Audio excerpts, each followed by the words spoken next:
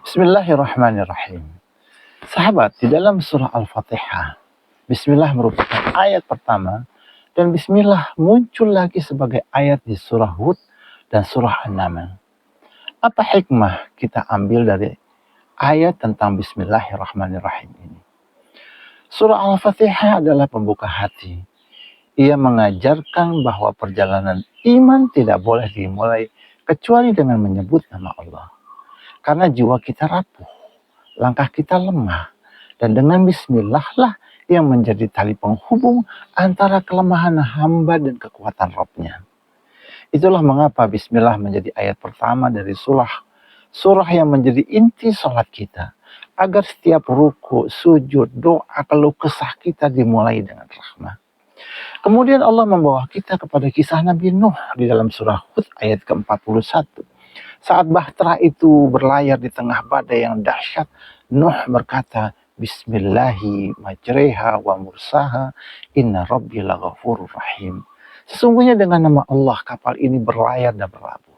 Disinilah kita belajar bahwa Bismillah bukan hanya bacaan, tapi zikir amal yang menggerakkan dan menghentikan bahtera, membawa keselamatan dan kekuatan kehidupan.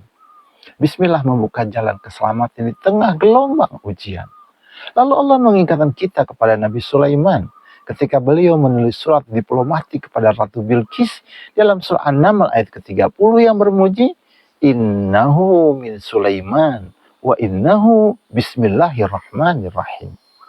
Jadi Bismillah menjadi standar etika pemimpin, mengajarkan bahwa politik pun harus dimulai dengan rahmat, bukan ancaman, dengan kelembutan, bukan kesombongan.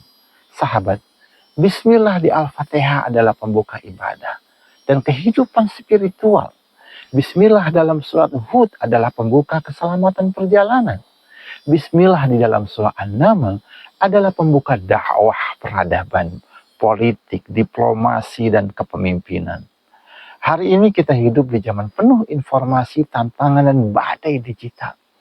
Mulailah langkah kita dengan Bismillah. Ketika kita membuka pintu rumah, ketika kita mulai mengendari kendaraan, ketika kita memulai pekerjaan, ketika kita mulai menulis pesan, bahkan ketika kita menahan diri dari keburukan. Karena siapapun yang memulai dengan nama Allah, maka akan dituntun, dijaga, dan diberkahi oleh Allah. Bismillahirrahmanirrahim.